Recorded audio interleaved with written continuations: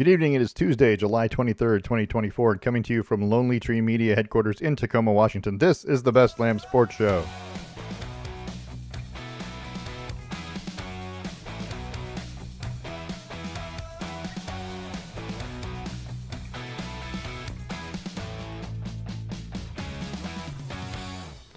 I'm your host, David Lamm. With me is my son, Parker. Say hello, Parker. Hello, Parker.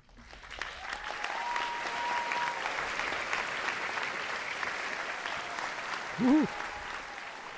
Still here. Well, yeah, they're still here. We're going to talk about a few things today. I got a lot of things to talk about. They're piled up because we haven't, we didn't do one last week. Anyway, but let's get moving. Let's just jump right in. You ready? Yeah. Okay. Definitely. Here we go. We're going to talk. So the NFL is a week away. Well, 9 days, whatever. So NFL preseason is 9 days away. It doesn't matter. It's still a week away, right? Yeah. I mean, because everyone tunes in and watches the whole thing. No, but yes, you do for at least a minute. Until you realize that no one good is actually playing and that the game is just a scrimmage. True, but I'll watch at least the first 2 or 3 minutes. Sure. You know what I mean? First series, maybe for each series. I have to get through all the shenanigans. Like they draw out that game so much to start with all these like little awards and events and ceremonies and anthems and it's all broadcasted because it's the first one of the year. Yep. And it's like I'm ready to move. I'm ready to go. Let's start the stream when they're kicking off. Well, the whole point of it is to celebrate the enshrinement of the 2024 Hall of Fame class, which has 7 players in it, by the way. And well, you know what? I could go right here. But Dwight Freeney, defensive end, outside linebacker Randy Gradishar, and it's funny that he's listed as kick returner, punt returner, wide receiver Devin Hester, wide receiver Andre Johnson, defensive tackle, nose tackle, call him what you want, Steve McMichael, and defensive end or linebacker Julius Peppers, and linebacker Patrick Willis. 7 pretty good players. I don't know if Devin Hester necessarily makes the Hall of Fame. He scored a lot of touchdowns in return. I get it. A couple of those guys, I'm not 100% sold on in terms of career longevity, but it is what it is. I don't get a vote again, so they don't let me vote on it. But yeah. So it's pretty good. I mean, it's a pretty good group. And again, so the Hall of Fame game, which takes place next Thursday night. Thursday night? Is that right? I feel like that's right. Next Thursday night features the Chicago Bears and the Houston Texans. And it would be a good game to watch if it was game 1 of the season. Right? In theory, yeah, because you got brand new, you got Caleb Williams, the franchise for Chicago, and did he sign his contract yet? I don't know. I don't know. I haven't even really paid attention, to be honest with you. Well, what I mean there is he might not play. Like if he hasn't signed a contract, he's not playing. It's true. You're not gonna. He's not gonna do that, and I wouldn't ever expect them to do that. I wouldn't expect the NFLPA to let him do that. Right, and that's okay. True. No, he did sign it 6 days ago. See, there you go. Okay, so he'll be playing. Yeah, so he'll be playing. He asked for no franchise tag. Interesting. Anyway. I didn't get it. Didn't get it. I mean, you're a rookie, dude. You're going to get what you get. That's the way I feel like all rookies should be treated. You're a rookie, dude. You get what you get. You're lucky to be here. But anyway, it's going to be fun just to have NFL back, just to have it. The fact that the one thing I don't like about the NFL preseason is that there's games on like every night. Like, I don't know how they do that, but there's like every night of the week there's a football game. They may not all be broadcast or you might not even know they're going on, but there's preseason games. It feels like all of the time. And really, and you don't really get to watch them. So go look at the schedule. I'm taking a peek right now. Yeah, okay. I'm checking. Yeah. Hall of Fame is I have the 8th, 9th, 10th. Oh, so every day of the weekend. Thursday through Sunday. Okay. And then what's the following week? Week 2. Google machine is thinking. Thursday, Saturday, Sunday. No Friday game that week. Preseason week 3. Maybe there'll be a Monday on that one. Thursday, Friday, Saturday, Sunday. So yeah, this Thursday through Sunday. So Okay. it's the NFL weekend, right? Thursday through Sunday. Technically, it's Thursday through Monday is the NFL weekend, but Yeah, they're but not doing any Monday stuff. there wouldn't normally be a Friday or a Saturday game.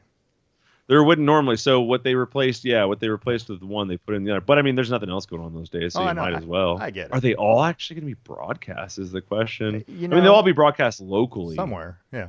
Somebody's Every single night there is a national broadcast, good. Of at a least football game. one, if not multiple. So like Sunday, August 11th is Broncos Colts. Saturday, August 10th, there's two games: Bears, Bills, and Raiders, Vikings. So yeah, they broadcast something every day.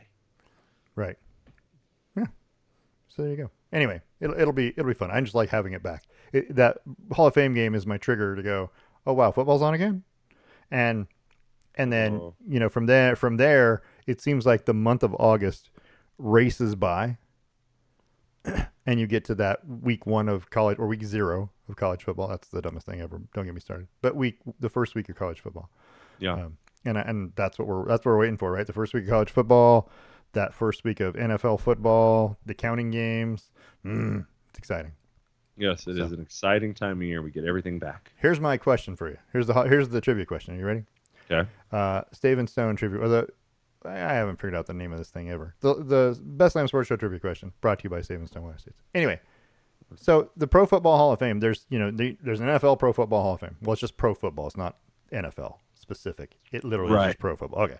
Because it transcends the NFL. But there's also a Canadian Football Hall of Fame. Sure. And an Arena Football Hall of Fame. And an Indoor League Hall of Fame.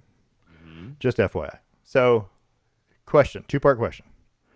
Only one player that's in the NFL Hall of Fame is also in the Canadian Football Hall of Fame. Oh, crap. And only one player in the NFL Hall of Fame is also in the Arena Football Hall of Fame. Well, that's Kurt Warner. That's Kurt Warner. There you go. So you got half of it. You got to get the Canadian Football Hall of Fame guy. And the hell was from Canada who played football? So, yeah. So there you go. Kurt Warner was pretty easy. There was never, it's funny because the moment you said arena and an indoor, I was like, my brain just immediately started thinking, who were the players who played both? And then you start talking about the Hall of Fame part. I'm like, oh yeah, I guess Kurt Warner would do it. He was an Iowa barnstormer, I think. Anyway, he was. You haven't seen the movie American Underdog? It's really good. Have not. It's about his story. It's about his story going from end of college through arena football and then eventually getting a shot in the NFL. But it's like about all the crap he went through because he didn't make it to the NFL till he was like mid-20s. Yeah. It was a little while into his career. He'd already been cut by the Packers and then put off playing arena for a year or two and then played arena. Yeah, it was a whole thing. Yeah, well, anyway, so there's that, and then also, in case you want to know, the Chicago Bears have the most Hall of Famers.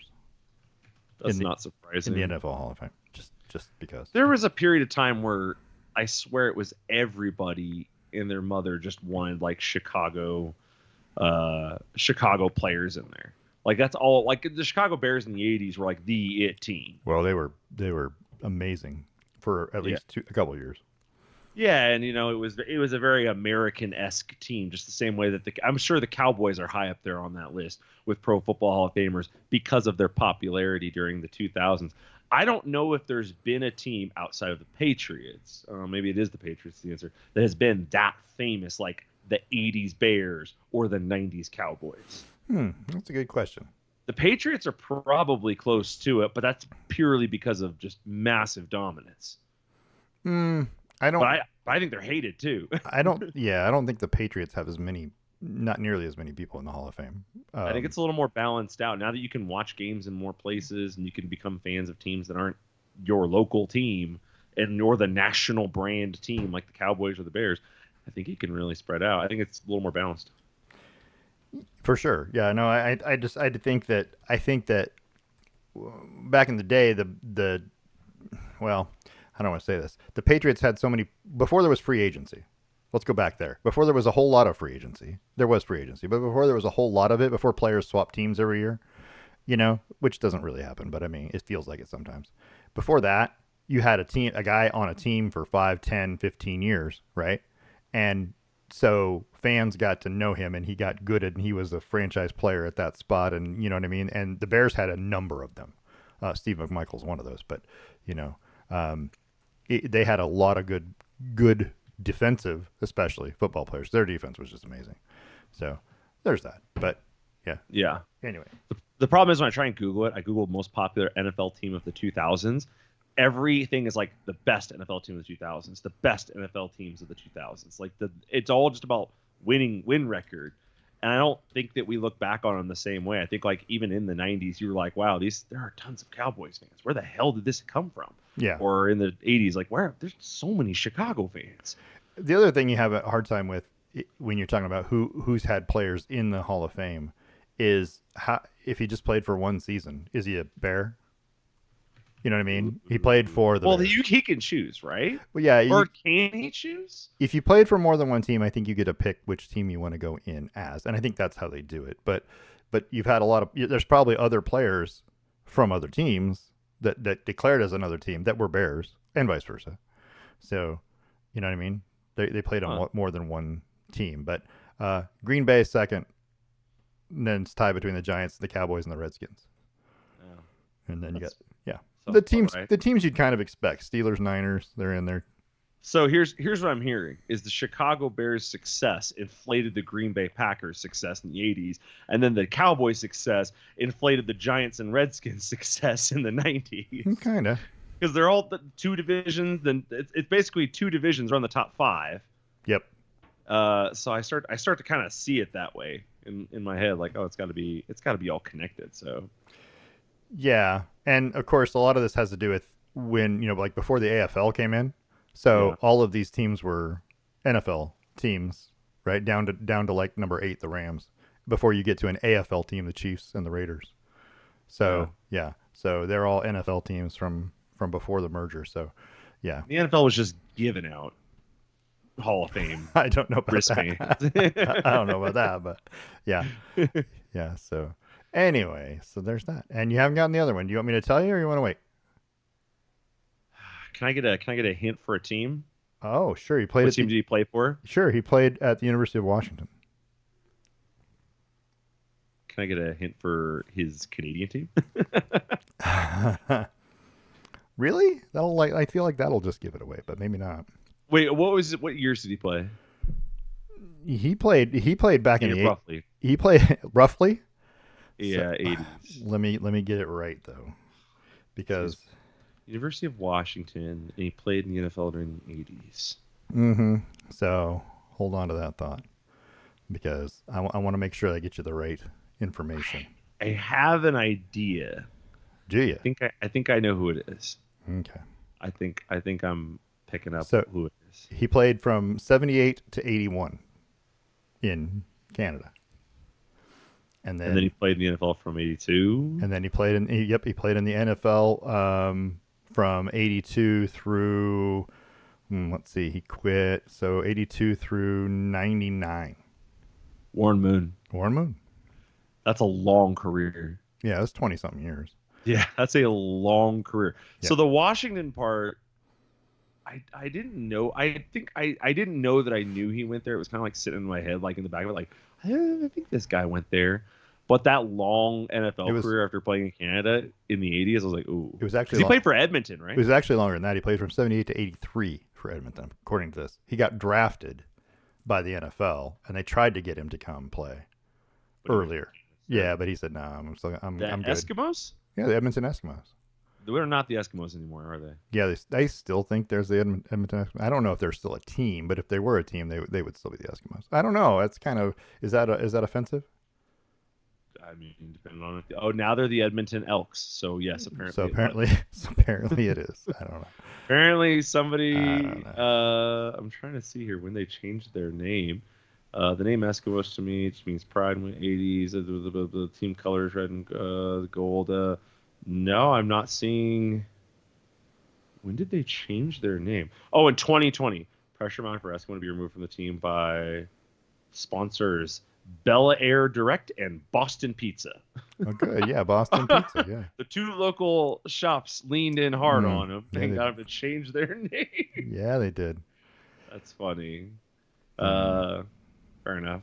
Yeah, I guess. So okay, it was supported by some indigenous tribes. Yeah. So that's fair enough. Okay. So there you go. Trivia question. Are you ready? You ready to talk about Formula One? Oh Can man.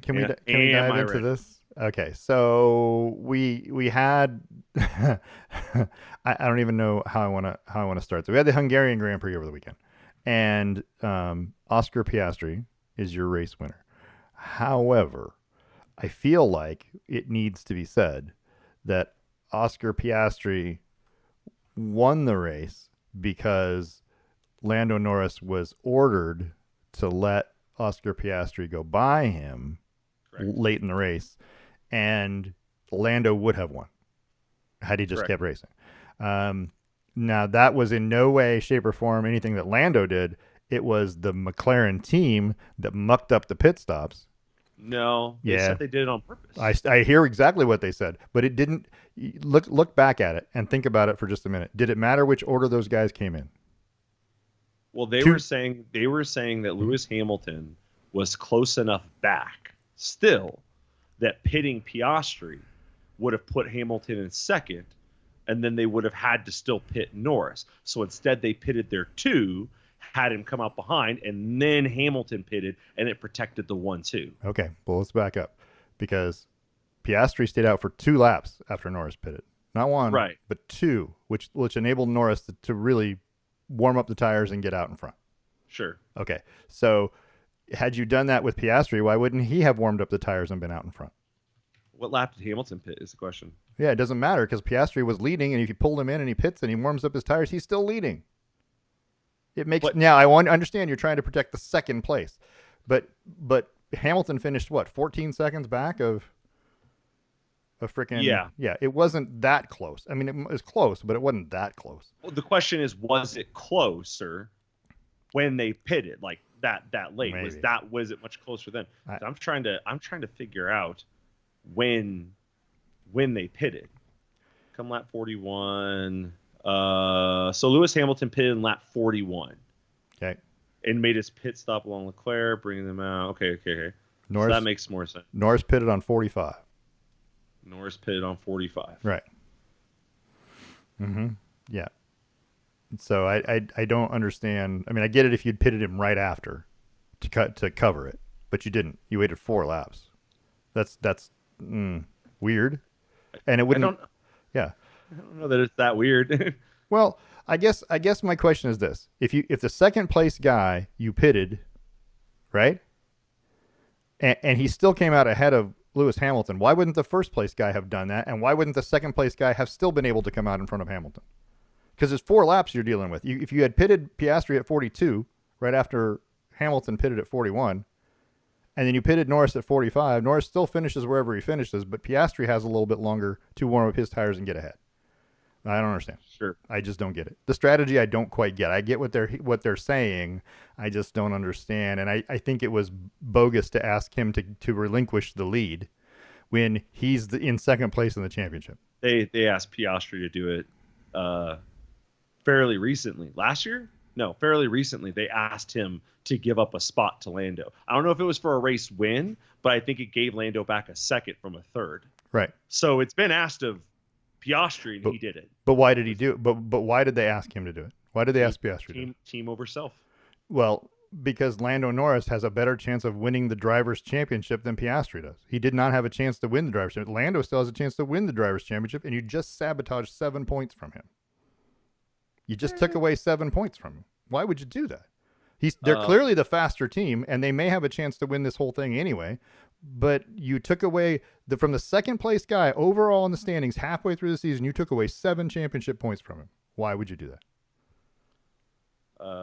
That I don't know. I mean, because no. Yes, I do.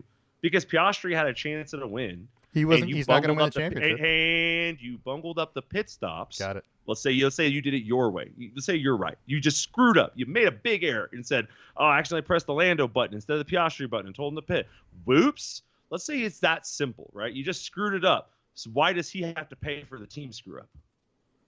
Yeah, Same reason you could also say, why does Norris have to pay for the team screw up? You could say them both ways. But if one person's the obvious screw up and one person's the beneficiary of said screw up, Why do you have to do that? It's an easy way to get Piastri his first win. Builds confidence, builds long-term race chemistry, right? Also, it tells you that Lando is willing to be a team player. Let's call it a stress test for Lando's patience, and he didn't want to do it, right? Is Lando the next to Max, or is Lando better than Max? Based on everything I saw, is he bitches like Max, but he gave up the spot like a team player, which you would never. What would Max say? Don't ask that of me. Don't ever ask that of me. I would have never asked that of Lando, because he's in second place in the championship. That's my whole point, is that you obviously. So what happens if he loses the championship to Max by 7 points? You're going to look back and go, oh, we should have done that. Is that what's going to happen? Because that was a dumb call. You need every bit of points to help him win the title. Or you're just saying, nah, he's not going to win the title. We need our team to make sure it finishes ahead of their team, and we don't care about the title individually. What I need to know is where Lewis was at in relation to Piastri when they pitted Lando. But I can't. There's literally it's not hard. that That's hard. Hard You have to watch it. Yeah, pretty much. Watch it and take notes. But regardless, it's an easy way to. You're right. 7 points. Oh no, we lost 7 points from this. You haven't had any problem making up ground on him in the last 5 races. Got it. But what if you do all of a sudden? What if Red Bull has an upgrade and they haven't put it in, and now they're all of a sudden you don't have a chance to, and it's going to be dead even? Then you didn't have a chance. No, it's not going to be dead even. You didn't have a chance before. You are the faster car. They're sitting on. If they're sitting on an upgrade that could make them that much faster. I'm just saying, if they are, that could make them that much faster, then you don't have a chance. It's not real. It's all they're just timing it. What I'm saying is your cars are faster than Red Bull's right now. Seems they like are. It. Yeah, exactly. It seems. Also, it doesn't hurt that Max Verstappen in 2 of the last 4 races has thrown himself into another car. Yeah, he's been kind of stupid. Because he's been angry. He's angry. He's driving angry, and he's hitting other cars. Well, number one, he doesn't have a teammate to help him. I mean, there's that. Well, that's for sure. The Minister of Defense is nowhere to be found. No. So yeah, that's definitely a problem for him. But I feel like, so let me just look at the overall standings. So Norris gained 8 points on Verstappen in this race. Yeah. He lost 3 to him at Great Britain when he should have won. They screwed him out of that race. They pitted him out of that race. They did. Yeah. So they owed him a win anyway. Did they owe him a win, or they owed him a second? He has, so in the second half of the season, he has lost 7, 13, 25, 30 points to Verstappen since Montreal. 30 points he's lost. Now he gained 8 back in Hungary. So, okay. But that was 7 more he could have gotten back. He could have snagged him easily, but we're not worried about that apparently. So I don't know. I feel like you've got 11 races left. You're trailing by 76 points. Yeah. You got to make up 76 points. Well, it would only be 69 had you let him win. That's better, right? I mean, yes, it's less. It's less. So I'm just saying. I feel like they jobbed him out of a win in Great Britain, which would have given him 7. It would have given him 10 additional points. He scored 15. He could have had 25. There's 10 points there and 7 points here in Hungary, and that's 17 points, and that's a long ways towards winning a title. But I'm just saying. I don't know. I feel like it was the wrong maneuver. I get why they did it. I get what they're saying why they did it. I do. I just don't agree with it. I'm like, if you guys were that smart, you'd have found out a way to get Piastri back in front. And like Lando said at the end, if you wanted to pass me, why doesn't he catch me? Well, he can't catch you. He's not fast enough. Well, isn't the fastest car the one you want to win? No, we want this guy to win. Okay. And that's where I'd be at in the post-race meeting. I would have loved to have heard the post-race meeting. That would have been awesome. Yeah, I think it would have been great. I think it would have just been Lando pouting but relenting, and that's it. And it would have been moved on. I feel like it doesn't matter, right? 7 points, sure. It could come down to 7 points. When was the last time it came down to 7 points? 2020. When was the last time before that? Probably like 2012, 2011. So it's not often that it comes down to 7 points. Usually it's a 2 or 3 race lead winning these things, at least within the last decade. So it's not very common that that's going to be your case. It's possible this year because everything's a little tighter and Red Bull's waning in the back half of the season. 2016. Nico Rosberg 2016 beat Hamilton by 5 points. So 16 and 2020. Were the two recent times when was 2020 even that close? Yeah, it had to be because they were racing for the win Wasn't the end. 2021. 2021, whatever. But it was the big one. But it was 26 points. Verstappen won by 26 points. How did he end up winning by 26 points in 2021? That's what it says. I know nothing but what it says. That's not possible then, because Lewis Hamilton couldn't have won. Well, that's interesting. I wonder why it's I wonder why it would say that, because then you wouldn't be able to win. Right. Well, you would still be able to win if you had the fastest lap and you won and the other person didn't. Well, finish. wouldn't you tie at 26? Well, yeah, but you'd still, whatever. I don't know how they break the tie anymore. But they were literally, my point is they were literally racing. Okay, so here it is. Max Verstappen 395.5, Lewis Hamilton 387.5. This is a 2021 driver standing. So according to this, it was 8 point whatever or 7. No, what is that? That's not what it says. That's 11 points. That's not what it says right here in front of me. But okay. Are you on the F1 website? No, I'm not. But I'm on the 2021 F1 driver standings on Formula1.com. Yeah. And it says, it says Max was 395 and Lewis was 387. This was ESPN's. Wonder what they're missing. And they mucked it up apparently. 413 is what it says. But yes, so Max won by 8 points. Yeah, so that's why they were racing for the win on the final lap. Either way, 2 times in the past, 10 years has it been separated by that much, and one of them was the all-time classic jip move of the century, and then the other one was also an all-time classic jip move of the century if you ask different people. So I don't think it matters that much. I think that people who are going to say the very obvious, the Vin Diesel of answers, winning is winning. It doesn't matter if you win by an inch or a mile. And then other people are going to be like, no, that's BS. Why would you let somebody else win when you're winning? It's because this goes beyond this year, right? Lando, in theory, is the driver here forever until he sucks or until he gets fired or until something like that. But if those happen, he'll be fine. Piastri is the question mark. You'll keep those two together as long as you can. But eventually, if Piastri wants to be a 1, he'll need to go somewhere else. Right? So let him be a little happy. My God, you sacrifice 7 points. You teach Lando a little humility, which I think maybe couldn't hurt anything. He's been a little gripey on the radio lately, too. And you get Piastri his first win, which is nothing but confidence building. Yeah, I'm sure he knows it comes with a bit of an asterisk because your teammate let you pass. But also, you led the race for how many laps? You did. You were doing just fine without your teammate, and if you're correct, which the more I'm reading, the more I'm starting to see it is the case, it just looks like your team bungled who needed to pit first. That's it. Yeah. So you're going to lose your race win because of your team, the same way Lando lost his race win because of his team. Yeah. Same difference. The only difference is that when they pulled Lando in first, they actually screwed Piastri, not Lando. Right, but then they just decided to balance the scales by screwing Lando and giving it back to Piastri. Right. What I'm getting at is that's 2 races in a row you screwed Lando. So let's be fair, if we're going to be fair. But you didn't screw him in favor of the other driver on your team. No, you just mucked it up. But you mucked it up two races in a row. What did they do last race again? They pitted too early or too late? Yeah, they pitted him at the wrong time, and they put the wrong tires on him. They put. Oh, that's right. They put the wrong tires. Yeah, they put the wrong tires on them. They just couldn't last because Verstappen was catching everybody. Yeah. On the hard tire, and I think they were still on a soft or a medium anyway. But yeah. That's right. That's right. They went with whatever Lewis Hamilton did. But it sounds like the issue isn't Piastri, right? He earned a race. No, I don't just mind. The same way that Lando earned a race win. They both earned it at once. Who earned it first? I would say Piastri did, but the team has just screwed everyone up. Yeah, However, I do agree with you. Why would you take the guy who I don't think it matters big because I don't think it's going to impact it that much, but why would you take the guy 7 points away?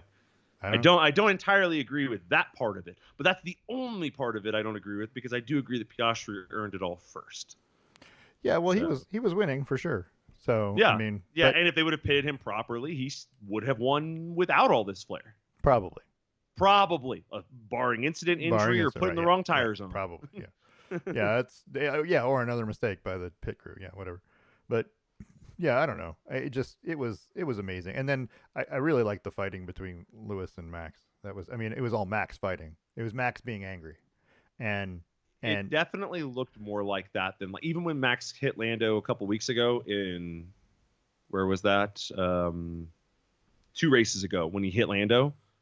Yeah, they punctured each. Yeah, Yeah, that felt more like they were just fighting, both of them, and it kind of resulted in an incident. This Yeah. felt more like Max was angry and was going to make this move no matter what. That was Austria. Yeah. Come hell or high water, I am getting into this spot. Yeah. Well, And it's funny. again, It's funny because you can watch when he goes over the top of Lewis's tire, and then you can listen to him talk about, over the radio, saying that, oh well, he turned under braking. I'm like, no, you were braking for about 6 miles headed into that corner, dude. You couldn't. We can see your skid marks. Yeah, and you couldn't control the car all day. You were complaining about it. The turning was a problem. And you barreled in, low into the corner, hammered on the brakes, skidded for about, I don't know, a couple 100 feet, and then hit over his tire because you couldn't turn and move. And what was he supposed to do? Just move out your way? Negative. Sorry. The problem I have with like the way these things come down sometimes is that Lewis is trying to make the turn. Yep. Right. So they came out and said afterward, car 44 could have done more to avoid collision. Meh.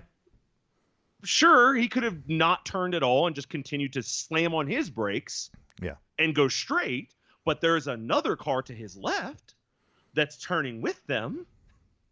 That other car that they were passing together right before that, it's nearby. It's coming in hot on this side. So if Lewis slams on his brakes, then he could get hit from the other side. Max put everyone in a bad position. He did. And Lewis, I mean, he didn't do anything wrong. I wouldn't sit here and say he didn't do particularly right either. He just reacted to a situation of a car skidding by him on the right in the middle of a corner. And that's literally what he says after the race. He literally says it was just a racing thing. It wasn't, I mean, he's not mad about it. Well, number one, because he didn't get taken out, right?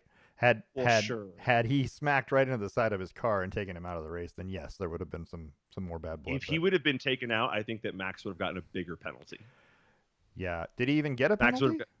He did not. See? Didn't even get a penalty. Max just Tokyo drifted his way around corner one, and it's everyone else's problem. But I think the reason he didn't get a penalty is because it didn't matter overall. It didn't affect anyone else. He lost places, and no one else got hurt by it. He got penalized by it kind of already. So penalty suffered, but I think that's a bad precedent to set. Agreed. Is no one was hurt, no harm, no foul. No, there's still foul. Agreed. You still screwed up. You cannot keep allowing this. And the more that these incidents happen, which since he's been under fire the last 3 or 4 races, he's been involved and around quite a few of them. Yeah. It's starting to go like, dude, is this guy ever going to be comfortable with not being number one? No. No, he can't. People lose with grace all the time, and he does not. He does not. He does not. And I'll just say that, let's just quick update. Oliver Behrman is still 14th in the driver's standings. So yeah, that's a good update. He is not. He is not. Pierre Gasly has tied him with. They both have 6 points. But I feel like he's definitely going to be ahead of at least 4 or 5 drivers by the end of the season, and he only raced in 1 race. So I don't know what that's telling you, but that's amazing. So it's been a great year for F1 after 2. If you're a Max fan, last 2 years have been a blast, right? Sure, the same way that the Patriots had fun for many years. Right. But if you're a fan of just general racing, or you're a fan of other teams, it's been like, gosh, this is so freaking boring. The last 2 years have been boring. It's just been boring. Yeah. Every race was boring. There was hardly any. I mean, yeah, there's the occasional, Max has an issue with his car. A car catches on fire, and then everyone kind of leans forward in their seat. But if you're winning like 12 straight races, or however many it was, 7 or 8, I don't know. Yeah, that's ridiculous. This is just dumb. Because last year he won the drivers' championship by 290 points over Sergio Perez. Yeah, he had won it before, like early in the second half of the season. Yeah, and it was like, okay, we got 10 more races to go, or 8 more races to go? What are we doing here? 575 points is a crap ton of points. I'm just gonna say, because I'm looking back through the history, and 4 something is the highest I see. Yeah, back at any point. Of course, there are more races now too, so there's that. But yeah. Anyway, but still everything, and that's boring, and nobody wants to see that. Nobody, want a little competition. Of course, you want your teams to win. I get it, but you don't want it to seem so unfair, like they should be racing in a different league. Dynasties are fascist. We don't like dynasties. Share the wealth. We want other people to win. Did you like listening to Max's radio engineer tell him that it's childish? Yeah. Oh my gosh. And then of course they come out and say that wasn't directed at Max. Yeah, it was. It better have Yes, been. it was. It better have been. Yeah. Is Chris all right? So Christian Horner tried to say it wasn't directed at Max. Christian Horner, yeah. Yeah. I love the little back and forth on the radio, even when it was Lando talking to his crew or Yeah. not answering them. Not Radio answering check. Yeah. Copy. Yeah. And did you listen to all the emotion they poured in McLaren on Lando? They're trying to let him know, like, dude, it's of- not right, man. Think of every team meeting, right? Think of every Sunday meeting. You can't do this alone. You're going to need your teammates. All the emotion they tried to pour into Remember it, Lando. yeah. I'm like, dude. It did seem a little tacky, but like if just telling him his instructions as an employee wasn't working, right. What the hell else are you gonna do? I wonder if there's a kill switch somewhere in there. They could just turn them off for a few seconds. I'll bet they can't. I'll bet they could. I bet there's something they can do. They can adjust a bunch of parameters there. Having some technical difficulties in the car. Sorry. But I mean, my response, I would just tell you this. My response, had they come to me with all that, I would have said at some point in time, I would have said, okay, you hired me to race and win races. I'm winning this race. I'm ahead. And now you're telling me not to win this race. I just want to be clear that's what you have that conversation off the air. Oh no, I'd absolutely done it. No, I know why you'll have it on the air. You want to put people in a bad position to say an answer that they don't want to say. Yes, you're intentionally trying to force their hand. Sure. But that's why you have the conversation off air, because that doesn't get you re-signed to a contract. Unless you're well, that's not what I said. Yeah. That doesn't get you re-signed to a contract if you don't want to at least try to be a team player. So I get why they asked him. They screwed up and took the win away from Piastri, so they made a double screw up and took it and evened things out and gave it right back. Okay, I'm okay with that explanation. Double screw up. I'm all right with that. Yeah, they double screwed up. Okay, you took it away from Piastri. Why not just let Lando win now? Yeah. Okay, you want to give it back to Piastri. I get it, because you screwed up and took it away from him. Yeah. All right, this is weird. It was very strange, but Lando needed to be happier, and I get why he wasn't. But he needed to be happier for his teammate at the end. He walked around like a wet blanket that whole entire next 45 minutes after the race ended, instead of like trying to show some excitement and enthusiasm for his teammate who carried this team through this race for the majority of it. Yeah. So I don't know. I didn't love the way Lando reacted. I don't love the order also, but I also get the order, but I also don't get the order. It's a very conflicting time to be an F1 fan. It really is. I came away slightly angry at the end of the race. I was like, okay, I liked the collision. That was cool, right? And it only affected Max, so that was good. And then, and then it was almost like, and to be honest with you, I feel like Lewis was like, "What the hell was that?" Right? Lewis had this reaction. It does seem like it happened really fast. And then he goes, "Okay, whatever." And all right, well, there he goes. But I liked that. I liked the fact that there was drama. I like drama. I mean, let's be honest. There hasn't been drama for 2 years, so I like the drama. And then. Yeah, but it just came away feeling like there was a lot of mistakes. Yeah. So I don't know. Anyway. But it was still a fun race to watch, and I think that both Piastri and Lando had great races. Lewis had a stable race as hell. Lewis is 200th podium as a Formula One driver. Just think about that for a minute. If you place on the podium in 20 races for 10 straight years, you can match him. 20 races out of 24. Okay, let's just say you do half the races. That's 12 races, right? You need about 18 years worth of that.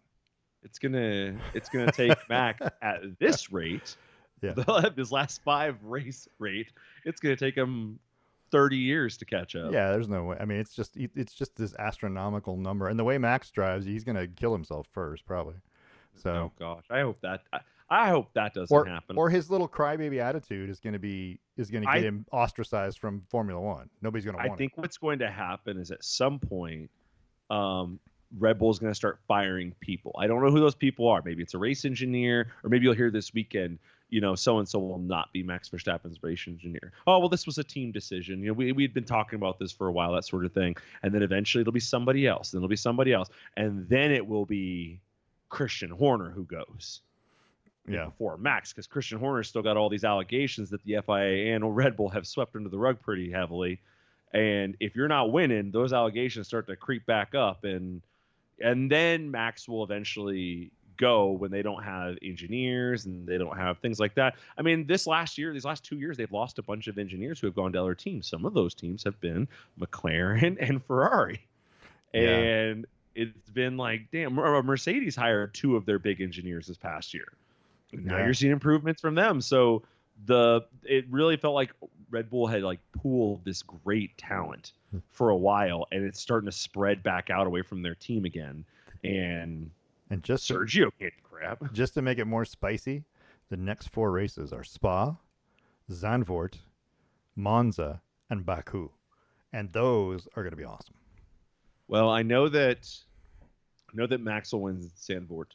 Maybe. So, I mean, it's his home race or ish, one of his 2 home races. How do you get to have 2? Well, Red Bull's home race is Austria. Right. So, yeah.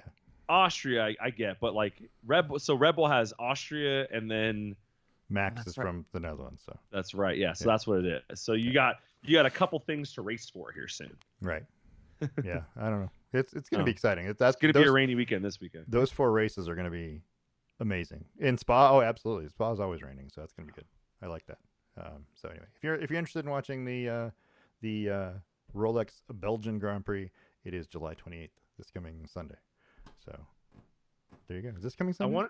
Yeah, this is coming Sunday. That's right. Whew, gosh, I couldn't think of what day it was. 23rd. Yeah. I did not know how to spell Frankershorts. Frankerchamps. Francorchamps. Francorchamps. Oui. So I Googled it, or I Googled Spa, and I put like, what did it say, Frankenchomps or something like that. Did it come up? It first suggestion was, did you mean this? And I yes, I did. Maybe. I don't know. I can't spell. Yeah. I don't want to talk about it. It's all right. I'm looking up the weather in Stavelot. There you go. Because that's important. Stavelot, Belgium weather. Because I want to see if it's gonna be rainy. Oh yes, it's gonna be Friday, rainy. Saturday rainy. Yeah. Sunday is supposed to be sunny with clouds. It'll be showery. Yeah, the best kind of racing. Intermittent showers. Those are the best kind, and when they don't have any clue as to which tire to run, I love those. Yeah, they're because we know that Ferrari will end up on inners and the sunshine and on softs in the rain. You might as well pencil them in for a 15th and 16th place in this race. Just if there's any water. There's going to be one retired and then signs will be top 10. Maybe. Oh my gosh. Anyway, all right, that's enough of that. Let's talk about the men's national team. And I know I got this NBA logo on the screen, but it doesn't really count. The men's national team is scaring me. Let's just put it that way. The U.S. men's national basketball team. Yeah, I get they're trying to find their whatnot there. They barely beat Germany. They barely beat South Sudan, and I didn't even know that was a country. Recently, right? They beat them by 1 point. They beat Germany by what? Was it 6? 4, 6? Is that right? Yeah, it was. Well, close. South Sudan just became a country, by the way, in 2011. Yeah, but I mean, what I'm saying is it literally just did, but I mean, they literally are looking not great against teams. They beat Serbia pretty easily, they beat Canada pretty easily, but they just don't look great. And I don't know. They're in their pool. They're going to start pool play in the Olympics with it's Puerto Rico, South Sudan, and Serbia. That's who they got.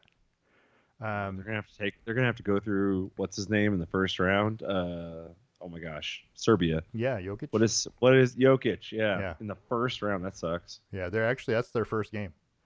So the United States and Serbia play on Sunday, July 28th at 8:15 a.m. right after you get done watching the Spa, the Belgian Grand Prix. You can watch the U.S. men's basketball team struggle against Serbia. They probably won't. I think they can handle Jokic if it's just him. I don't think there's a lot of talent necessarily around him, but I was not expecting them to struggle with.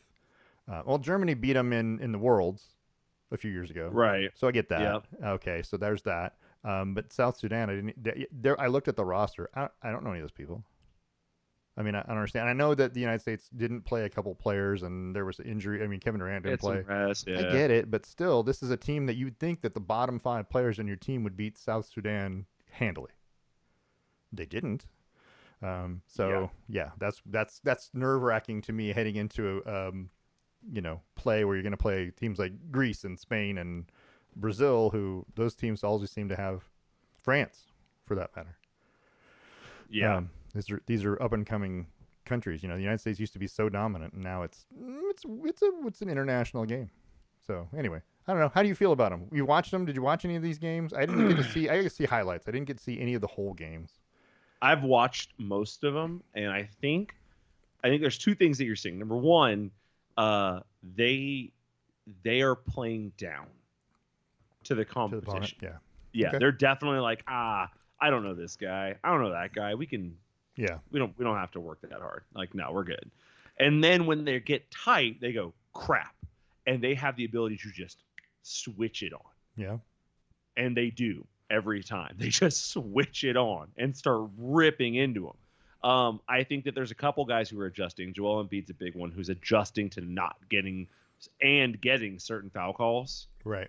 Like, I think that he's adjusting a little bit. I think there's a couple other guys. Your guards, your scorers are doing just fine. They kind of ref FIBA now more like the NBA, but there's still like a lot of like charges that get called as offensive fouls, and offensive fouls that get called as charges, things like that kind of go the opposite way. I think they look okay, but I think they're playing down. I think that but the games also don't matter. So maybe they're sandbagging on purpose, and they're trying to make people think, oh, these guys are beatable. These guys are beatable. So then you'll come out hot and aggressive, make mistakes against a really, really good team. Maybe. Because this might be the most stacked USA roster I've ever witnessed Since the first one, since the '92, 90s? Yeah, the Dream Team. the first one that had professionals on it. Yeah. Yeah. The only thing I don't love, and this is like a side note, I don't love that Joel Embiid is on this team because he's played for Cameroon in FIBA. Yeah. Well, I mean, I get that you have dual citizenship and all this stuff like that, but like, come on, man, pick a team. pick a team. Pick a group. Yeah. But hey, the same reason he's at the 76ers and the same reason why all the talk is that he's going to jump up and pair up with other people is because he wants titles more than he wants anything. So Yeah. he's trying to get it. But I mean, he also has the ability to play for the French team, I heard. He can play for Cameroon, French team, and the American team. So he can play for all three. So whichever one's going to make him happy, he'll just hop over and play with Wemby for the rest of the tournament. I guess. Yeah. Think you could do that mid-tournament? I don't think that's allowed, but I mean, I don't think so. that would make it more interesting, wouldn't it? One switch. It would. You're allowed one switch. But I do love this squad. It's incredible They're loaded. to watch. LeBron and Steph together Yeah. is beautiful Yep. to watch because they are two of the smartest basketball minds there is. Yep. It's incredible. Yeah. Yeah. It reminded me of. So this reminds this team when they're playing well. It reminds me of the '92 team because you could watch Magic Johnson and Michael Jordan playing together, right? And you can watch these guys and you go, whoa, these guys are really good together because the other guy makes the other guy better. Either one of them individually is, Steph Curry might be the best, let's call him point guard, right? In the NBA, right? And when he's playing with a player of that caliber, it just makes him that much better because there are things he can do and get away with, even mistakes that the other guy covers for. Right? Exactly. Yeah. It's like when Clay and Draymond were at their peaks also. Yeah. If Steph had a rough shooting night, they were still beating teams by 30. I mean, yeah. If you're kicking it out to your worst case scenario shooter, it's still a pretty damn good shooter. Oh my God, my fifth option. I have to dump it to my power forward, Paul George. I mean, this is gonna be or tough. whoever it is. Yeah. There's not the only teams that really pose real threats to us are teams that Serbia is not bad. France is really good right now. They have Wemby. They have a bunch of other really, really good dudes. And then Germany is always good. So yeah, Canada likes to think they're good, but they're just little brother. Yeah, it's true. And you got Dylan Brooks, so there's that. Oh So man, things are going to get heated. I hate that he has just become the absolute. I have a signed Dylan Brooks jersey in my closet, Yeah.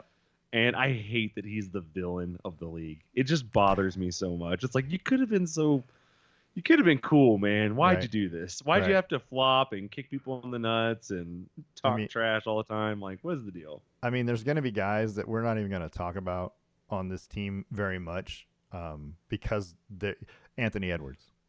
Um, Oh, Tyrese, he's one of my absolute favorites. I agree, but let's be honest. You're talking about Steph Curry. Yeah. You're talking about Kevin Durant. You're talking about LeBron James, right? You're those three guys. You're going to talk about Joel Embiid. You Devin might Booker's going to get swept under the rug behind Devin some of Booker's these going to guys. Anthony Davis, right?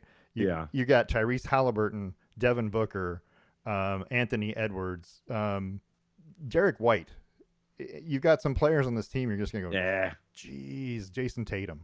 I'm completely on Team Jaylen Brown. I have no clue how Derek White got the invite.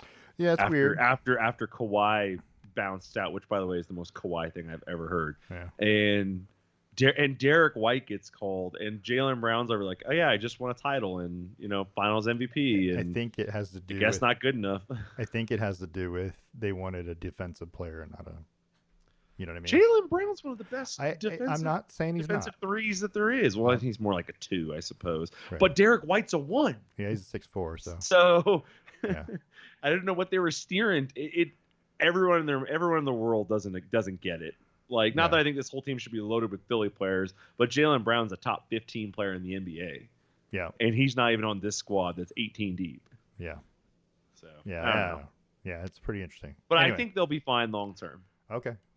WNBA had their All-Star game, which was a game against the women's national team, which I think is super cool. I guess, but you kind of are splitting your team, right? You're kind of the team. There are players on the national team that would have been on the All-Star team, right? Yeah, I mean, no doubt. And so, well, yeah, like Asia Wilson played for the Team USA instead Right. of women's All-Star team. Yeah, right. So but they're all still Breanna there. Stewart, right? Yeah. You got these players, yeah. So it's kind of like a 1A 1B when you're playing against this team. The WNBA All-Star team is like 1B, right?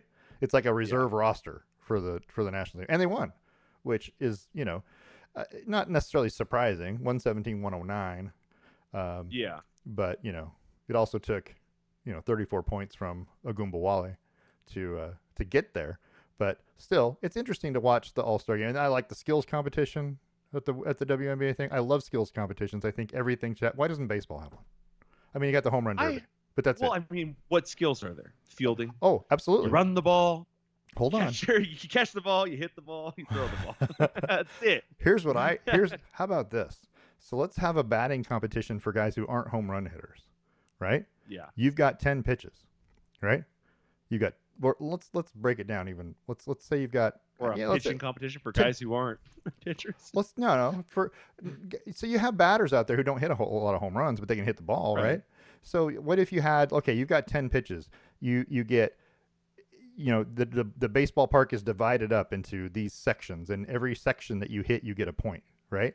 Yeah. And then the last pitch, whatever it is, you have to bunt it fair, left side or right side or whatever. And you get points for that. And that's a skill. Those are all skills, right? How can I hit the ball to right field? Can I hit the ball to right field? Some of these guys can't hit the ball the opposite way, right? They can't hit the ball. So those guys you never see those skills. You just don't see them in the regular baseball season. You see it come out, but you won't see it in a skills competition. There's other things they could do, or have them try to hit a target, that's on the field somewhere with a batted ball. The fielders could come out, right? And you could have a competition for, infielders, shortstop, second baseman, third baseman. And it's all about, you're going to get a ground ball, and they're going to come out of a machine. So they're all kind of the same, but you got to catch the ball and hit a target over at first base, a small little, 5x5 inch target, not a glove, not somebody moving to get you. You got to hit the target. That's what they do in the NBA, right? You got to pass the ball through this thing. You've got to do, all those things, but it's more about accuracy and skill, and you get points for the number of targets you hit or the ground balls that you field or, whatever. But I get it. I just think the baseball one would be it feels like there are two real skills in baseball. Sure. And that is hitting and pitching. How about a dunk tank? Well, okay, that I love, but only if it's the Philly fanatic always on the chair. A dunk tank. You got the little target. You get all the Major League Baseball pitchers throwing at the target at the dunk tank. Anyway. Oh, I would no. See, I was just gonna say I would love like a fastest pitch thing, but I don't want to encourage people. Exactly. I do not want to encourage someone to get hurt. Right. But I do love the idea of like fastest around the bases. All right, how about this? Home to home? I have a better idea for it. Let's do a Sandlot style game where I pick my team and we go ones and twos. We both stand out on the field. We line up all the all-stars, and I go, I'll take Judge. All right, I got Trout. And then you just start going back and forth. Isn't that what the NBA does? Kind of, but they make it like a whole draft thing. Like, I want to see it done on the field on game day. And then you'll go to your respective sides and you'll put on some jerseys and you'll go out and play for that team. And I don't know. I think that would be a fun way to kind of mix it up a little bit. Or maybe you have two kids who are team captains and they pick their teams or something like that. That'd be kind of fun. It doesn't change the gameplay that much, and it definitely would still say kind of lax. And also you would have to take like any perks for a winning team or winning division out of it. But I don't know. I think you should have modified rules. So we're gonna play the game. We're gonna modify it. So if you hit it over the fence, it's an out. And so it's got to stay. It's got to stay in the park. Stay in the park. And nobody can throw a pitch over 80 miles an hour. So you have to try not to hit it out of the park. And yeah, because if a pitch is coming across at 80, Aaron Judge could send that thing to the moon. Yeah, but that takes his power out of the game. You know what I mean? You know, it's not just who hits the most home runs. The only reason I don't like that is because it goes against how players are taught and coached nowadays, which will make it look kind of boring because you'll have guys like barely hitting out of the infield because they're trying to take power off. So out, and then you'll have guys that are still standing over the fence. So out because they don't know how to take power off. Yeah, and the game would be over in an hour and a half, and we'd all be home in time for Jeopardy. Well, if you want to see the power, then watch the home run derby. It's true. It's right over there. The home run derby, I think, is still the most pure sports all-star event of all of them. The home run derby and 3-point contest. I like the 3-point contest better. Those are the two that are. Oh, you do? And I'll tell you why. The home run derby has 4,000 pitches. I don't like that one. Oh, I don't like that one. Oh, I don't like that one. They only penalize you for swings, right? Right. If I swing and don't hit it out, then it's an out. But if I just, I don't like that one. I don't like that one. I don't like that one. We're here all night. Stop it. You get 10 pitches. Hit them out of the damn park if you're that good. Your pitcher is pitching them to you. It's not like a stranger's trying to strike you out. He's trying to throw pitches you're going to hit. You get 10 pitches. Whoever hits the most out of the park, if we're tied, we keep going. I actually completely agree with that. There we go. This is one of those few times where I completely agree with you. maybe not 10, maybe it's 20 or whatever, but whatever. Yeah, I know what you mean. Even if you pass on 3 pitches per every hit pitch, we're still there 75% longer. Gosh, it doesn't have to take, and then you can have more players in it. This is a shorter event, right? You're not going to be up there for 6 hours trying to watch a guy, pick his pitch. Why is there not a PGA All-Star game or All-Star event? It includes like a putt-putt. I like the putt-putt thing. I think that should be a TV event like every Saturday. There's a long drive, there's a putt-putt, and then there's just a pure like chip competition with like raised targets. Yeah. That you try and you get points. It's like skee ball, but chipping. And the main event is two teams, right? You can have 2 teams of all-stars, and you can have them match play like you would, like on a regular 18 holes, one 18-hole round, and whichever team wins. I want to see a two-team best ball. Well, best ball would be a lot because of fun. The scores would be like I know 40. So exactly. You'd have 3 guys per team, and there'd be a birdie on every hole. There'd be some 50s shot. You know what I mean? You'd be like, "What is going on?" 4-man best ball, right? Because then you got 4 guys shooting at it, and that would just be so much fun. Because that's something Live Golf would do though, because they like Eagles. to have fun. Yeah, eagles on every hole. That'd be Eagles great. on every hole. Yeah. It's just I want to see a professional PGA player do a par 3 course, or maybe that's what it is. Maybe it's a best ball. Maybe it's a 4-man best ball par 3. Yeah. So just 18-hole par 3 course. Everyone's shooting from the ladies' tees. I like it. Let's make them all. Let's make them all play left-handed or opposite-handed. So that Okay, so this past weekend, Austin and I went golfing, and we got paired up with this guy who was left-handed. I cannot tell you how much that throws me off watching somebody go to line up and they're like facing the wrong way. Like he would set his tee, and every time he'd set his tee, I'd go, "Do you have enough room to swing?" And then he'd line up on the other side, and I go, "Oh, oh, weird." what is going on? Yeah, It kept getting me. I'd never played with a left-hander before. Oh, yeah, well, Ryan. I guess Ryan's left-hander, but he swings right? yeah. He uses right-handed clubs. Yeah, he uses right-handed clubs. Yeah, Yeah. yeah.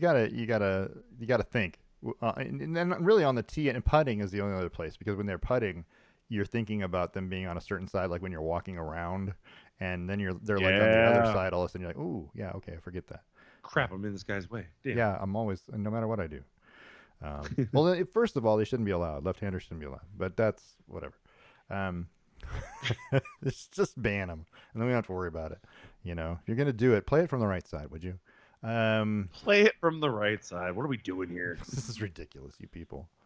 Um, so speaking of golf, the 152nd British Open was held at Royal Troon this last weekend, and I wanted to show you this house right here. This is Black Rock Cottage on Royal Troon, right? Yeah. Black Rock Cottage is for sale. You can own this. You can own this. Hold on. How much do we I know how much it is. think it is? Oh, you already Oh, know I know how much is? it is. Absolutely. You can guess if you want. Um, Put it in, over put it in over dollars. over. Well, because it's in pounds. It's in or yeah, it's in whatever pounds, it is, yeah. But or put it euros. in dollars. Um, Just guess. I don't know. Let's go like 1 million, 1.2. It is 1.9.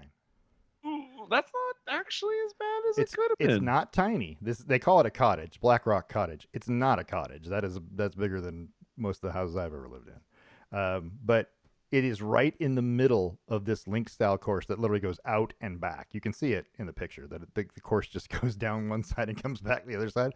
Can you imagine? Let me just say this: if you spent $1.9 million on this place, how much you could recoup in 1 week when the British Open actually comes to town? I mean, isn't there all every year, but when it does, you're gonna make back half your money in 1 week. Someone will rent that house out for a week, and they'll pay hundreds of thousands of dollars. Well, here's what I wonder. All right, I have a couple curiosities. I'm looking at a picture here on CNN.com that's talking about being for sale. Yeah. I'm wondering if there are provisions within the lease agreement, like or the land agreement, Could that be. mean like, hey, on these days you can't go to these parts. Is it just the property itself and the treed area right around it, or do you own a little bit of the land like on the other side of the roadway, Right. or I don't know like all that. towards the? Can I pull out a chair and just go sit in the trees area and watch whatever that hole that's right out your back door? Well, who's gonna stop you from climbing up on your roof and watching everything? Well, somebody who runs the event who bought the rights or owns the rights or has This is my what's it property. called? Some I gotta fix weird. my roof. I'd wonder if there's any provisions. Like if there's no provisions and you like and they're just cool with the owners. I mean, because really, it's like Yeah. even if you invited a full house full of people, Right. it's like 50 people you got to worry about watching golf for free. Boo, freaking who? I don't. Well, I can't imagine. it's And in- also, Europe's cooler about that kind And, of stuff. and I haven't read all the story, but what behind why this house is here. But they literally built the golf course around this house. You can just see it, right? So Yeah. it must have been there. Maybe it was the original owners of the course, or maybe it's who built the course, or I don't even know. Oh, like a groundskeeper, groundskeeper or something. Yeah. Yeah. Oh my gosh, that would make sense. Yeah. So that makes more sense to me. But it still becomes one of those things where they maybe what's included is in return for you not renting out the house to a bunch of hooligans, we'll give you 10 passes to the event, right? The Every house time owners recently died. yeah, the owners, yeah, it's their kids are selling it. Yeah. I Well, know, yeah, they it's don't want sad. to live in the middle of a golf course. I would. Oh my gosh. Maybe. Hold on here. Where is that? It's between the 3rd, 17th, and 18th tee. Yeah. Maybe they sell this to. If you're the owners of this course, maybe you try and buy this I would. and make this your clubhouse after the 18th. They already got a pretty nice clubhouse, but I know, I but this feel is like historical and I feel significant. like what you could do with this though, this cottage, quote unquote, is you could make it the winner's cottage. Whoever is the reigning British Open champion, when they come to play here, he gets to stay there, Oh my gosh, that's so funny. right? He gets to That's a stay there. great And idea. there you go. That's his house for the week. So, Wow. That's interesting. I think that's really cool though, yeah, that they do that kind of thing. yeah, I always see these stories about like a landowner who refuses to sell their land and all like this building happens around it, but this is a cool type where it's ocean and golf course on one side and yeah. golf course and city on the other side. Like that's pretty It's cool. pretty cool. It's a beach house on a golf course in Scotland. Um, but Well, yeah, they bought it in 2007, it says. yeah. The house for sale is next door to 14. It's apparently two semi-detached houses, Okay, there you go. 14 and 16 Crosby Road in Troon. I like it. Interesting. I'm on board. We should come up with the money. Well, This is a pretty good investment, I think. hold on. I'll have to talk to Cassie tonight. There you go. So, Cassie, I'm looking at property in Scotland. in Scotland tonight. Yeah. Let's talk about Tiger Woods, who missed a cut. I mean, not that that's surprising, but Tiger Woods missed the cut. He shot a 156, a 79.77. Missed the cut by, what was it? It was 149. It's like 7 shots. So, but not only is Tiger, who's struggled the whole time, and this is not the best. I mean, if you've watched a British Open or two, it's windy, it's rainy. Thanks, Styles. There's links courses. You got to keep it low. You got to let it run. The problem with that is if it takes a wrong bounce, you hit the wrong thing, the wrong piece of grass in the fairway, then it bounces in one of those stupid bunkers that's 27 feet deep, and you got to hit backwards to go forwards. Things like that. But it's cool. I mean, it's really neat to watch. But also, Rory missed the cut. Rory, That's pretty interesting. Rory shot a 153. He shot a first round 78, put him behind the 8 ball. It was pretty bad. But Rory's still a pretty good golfer. I'm just saying that's a pretty rough thing to miss. To be from Great Britain and not not make the cut at your own. Miss your cut at home. That's pretty bad. Highest score, single round score in the tournament for the whole weekend was a 91. Just FYI, somebody shot a 91. But Aguri Iwasaki, by the way, he shot a 74 in the first round. Right? A 74, which is what, 2 over par? 3 over par, 71. So he shot close to what I shot recently. He shot a 3 over par 74 and then turned around and shot a 91 in the second round. That's closer to what I shot recently. Closer. Yeah. It's heading the right direction. Yeah. That the second highest score on that on Friday was 81. So he was 10 shots higher than anybody else on Friday. It's just so bad to go from being, I'm only 3 over. This is okay, to being, 21 over. And just forget about it now. Just to go that hard route the opposite direction. Yeah, it was pretty interesting. But so some good golf. It was fun. It's fun to watch. I like watching it because it's a challenge. The British Open is always a bigger challenge than the other ones, I think, because the other ones you get the right course conditions. It's sunny and it's maybe it just rained and now it's sunny the rest of the day, and the greens you just stick and the ball goes where you want it and you can do it. Perfect. Yeah. Not at the British Open. It doesn't matter. It's going to be windy. It's going to be rainy. That ball is gonna do some of what you want, but not completely. And the winner is the guy that can control the whole thing. You know what I mean? Yeah. Not lose it on one hole and shoot a 10, which has happened. But Xander Schauffele wins his second major, second this year, his second of his career. And by the way, for winning the British Open, $3.1 million. So yeah, for 3 days work, not bad. It's not bad. 4 days. And then you got practice.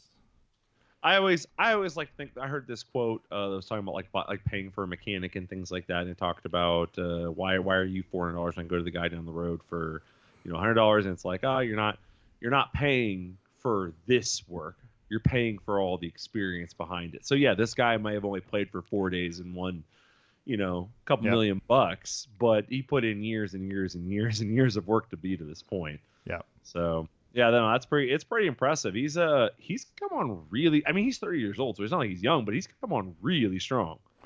Yeah, for sure. And it's yeah. So it's Scotty Scheffler is the other one you want to watch. Scotty Scheffler finished in this one tied for seventh, right? Yeah. Scotty Scheffler has $28 million this year in winnings. God dang. $28 million. It's I don't even know how to. Do you get taxed on your winnings in Scotland? Yes, you'll get taxed. You'll get taxed on all of it So because he won $3 million, then has to pay taxes to Scotland, then comes back to the U.S. with that $3 million and has to pay U.S. I taxes probably too. no, I don't. It's a good question. I don't know that for sure. He's going to get taxed twice, but I don't know where the money gets taxed because it's the if the PGA Tour is part of this, you're a PGA Tour employee or contractor. You're paying that wherever they're incorporated. You're paying their taxes. Does that Oh, make sense? I think that's what I'm reading right now. I just pulled Yeah. up like a whole thing, and I think Yeah. you don't have to pay them back in the U.S., but you pay them wherever you earn it. Right, wherever you earn the money, because you earn the money in Scotland, you're paying those taxes. You're not going to pay. Although at the end of the year, the U.S. government is going to ask you if you made any money outside the United States. Yeah, quite a bit. Maybe not. No, I'm reading this. It said Phil Mickelson paid a 61% tax rate after winning 2 tournaments in Great Britain. Yeah, 61%. effectively 61%. But I mean, let's be honest. Gross. I It, mean, yeah, yeah. if I still came home with $14 million out of that, that's okay. Yeah. I mean, Yeah, boop. I mean, woe is me, right? woe is me. Yeah, Yeah. You made $3 million instead of, 7 million. Big whoop. it's a struggle. Struggle's real. So yeah, I don't know. I feel like golf is one of those things that I used to say this, and this was true back in the 80s, early 90s. If you're on the PGA Tour back then, and you could finish 20th, right, Yeah. in every event, not you didn't have to finish any higher, but just 20th in every event, you'd win $1 million playing golf, and that was in 1980, whatever, right? So you don't have to be great, you just have to be good. And the same is true now, except for finishing 20th now is worth, hold on, I'm going to tell you. Finishing 20th now is worth, I got to figure out, there's all these ties. So he was 17th, 18th, 19th. These guys would have been 20th. So they split 453,000. So about 160 grand. That's still a pretty good weekend. 160 grand to finish 20th. Yeah. So if you've made Here, so if you do that, and that's a major, so it's higher than normal. If you do a regular event, might win 80 grand. But think about it, 80 grand, and you play in 40 events a year. It's $3 or $4 million you made just being 20th. here's what I'm looking at, and this is kind of interesting to me. So you and I know you recently golfed with our friend Austin, Yeah. my friend Austin. I golfed with him this past weekend. When he golfed with you, he broke 80 for the first time Yeah. in his life. He even get a 78, right? So a 78 puts you at 6 over On a 72. Yeah. Yeah. or a 72. Let's so a normal course. Yeah. What is this British Open course? Do you know? 71. 71. So he would have been 7 over. Yeah. That would have put him tied for 41st Yeah, it would have. in But this tournament, which means he would have made hold on though. a little bit of money. I'm gonna yes, I would yes, all things being equal. However, I was just gonna say that there was not a breath of wind or a lick of rain At your guys' at things. where we were. Yeah, I know. But the point there is that Nor- Austin, nor a who's single TV camera. right? Austin, who is mid 20s, steering into late 20s, We he's been golfing all his life, and he is just now yeah. in a position to potentially be 40 something He has in a perfect scenario he at had a tournament. he has a beautiful golf swing when he isn't hooking it into the trees to the left. He He doesn't did do not that hook it often. into a single tree. Well, on he did our it thing. he did it all day on Saturday when we went. Apparently, he recovered from it just fine, though. But yeah, but I mean, he has this problem where sometimes he just get, and I think it gets in his head, which of course, that's what happens with every golfer. But golf, when, right? when he's hitting the golf shots the way he's supposed to, is beautiful. They're just beautiful. They're high and it's His beautiful. wedge shots Oh, yeah. are Amazing. my goodness. Like he does them, and I go, how do you do that? Yeah, it just I can't. I slap at the ball every time, and it goes 20 yards past the hole. it goes straight up in the air and it lands straight down, and you're just like, it's amazing. Yeah, no, it's really good. It's really nice. But Anyway, yeah, so I see. But when I see guys who have like these scores, I'm like, okay. Like a great example, Brooks Koepka was 43rd in this tournament. Yeah. Brooks Koepka. That Yeah. guy's one of the best in the U.S. Yeah. He's 43rd in this tournament.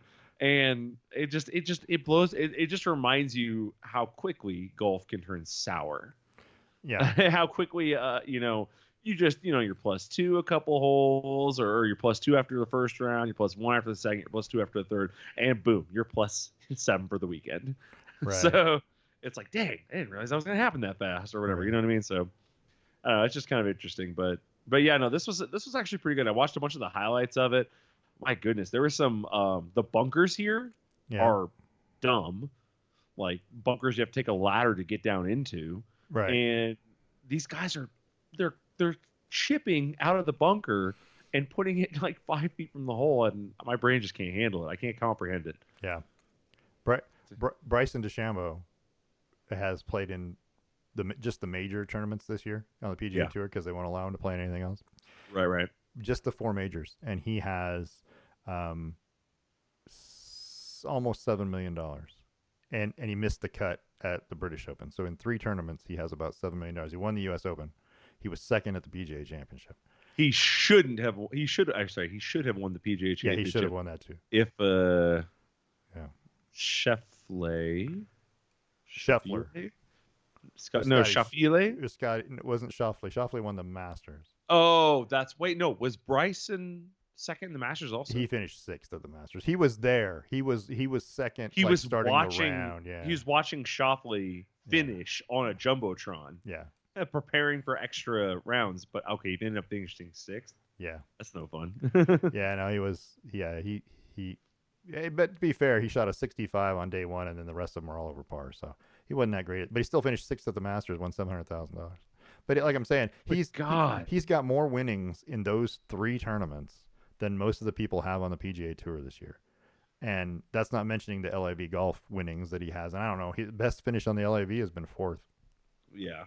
So I don't know. I don't know how much money, but they stop showing you how much money the LIV guys get. They don't show it on like ESPN doesn't show it. You have to go to LIV to find it out, to their website. Dang, that's interesting. I didn't know that. It says he's worth $44 million. So probably it says he's the sixth highest paid pro golfer. So well, he's playing a lot better than he used to. He used to just be this big power boom. Yeah, he'd either get it on the green or nothing. But he has some touch, and his putter when it's on is pretty darn good lately. So. Those 3D printed clubs he has, or whatever. Yeah, that's what whatever. Something like that, I guess. Hey, last thing I want to talk about real quick before we go. Somebody's put out a Big Ten preseason media poll. It was Cleveland.com, and I don't know who Cleveland.com is. I got to be honest. It's probably the city of Cleveland. Maybe, but they put out a preseason media poll. We haven't even had Big Ten. So Big Ten media days are this coming weekend. Yes. 23rd, 24th, 25th at Lucas Oil Stadium, Indianapolis. But did you see what Oregon did today for the media day? No. They had a big, 50-foot inflatable duck floating down the river in Indianapolis. Classic ducks. Just this giant inflatable duck, I like it. approaching bridges and stuff. But let's take a look at this thing real quick for just a minute, though. That has Ohio State 1 and Oregon 2. Yeah. Oregon's the highest of the new teams. USC's in there at 6, Washington at 10, and UCLA at 15. Those are probably very accurate. I don't know if Oregon is that good. I mean, I want to believe they are going to be. I know they're a good football team. They've got all the parts and pieces. It will be interesting to watch how well they do because they're getting Ohio State at home. That's fantastic, but they do have to go to Michigan. Now Michigan's going to be down some. I know that. A lot. But how much is the question? Here's what I think. When I look at this poll, Michigan needs to be somewhere around 14th, 15th, and Washington needs to be somewhere around that range too. Maybe. They both lost so much. But I don't know. Even though you recruit year after year, you lost every direction you had. And I hear that, but I still don't think still don't think your team, those 2 schools, are going to be worse than Rutgers. I don't care what you say. That's me thinking Rutgers is too high. Yeah, well, that's true too. Maryland seems a little low. Michigan State and UCLA both seem a little low. Purdue at dead last is a freaking insult. They are not the worst team in this conference. Well, not compared to Rutgers, right? Not compared to Northwestern. You wouldn't think so. But I don't know. I think Oregon at 2 is Uh, appropriate for their talent level, for what they're carrying into this conference, and for as volatile as Penn State is. I think if Penn State was less volatile year to year and Michigan hadn't just doused all of their coaching staff somewhere else, I think that Oregon would be 4th. Purdue was 4-8 last year, second worst record in the Big Ten. Iowa's 5th, by the way, averaging a whopping 12.2 points a game. They still won 10 games last year. Still won 10 games. Averaging 13 points a game. I said 12.2. 13.1. 13.1. I knew I was close. Well, that's not true. That's not true because it's 14 games they played, so it'd actually be 9 points a game. Oh, I gave them too much credit. Their whole points for. No, that's not true. Okay, hold on. Let's back up. I'm looking at two different columns here. 216 points overall in 14 games. So what is that? Let's break out the calculator here. Let's 216 divided by 14, right? Gives us a grand total of 15.4. That's their season average. That makes sense considering they've had a game or two where I'm sure they've done something.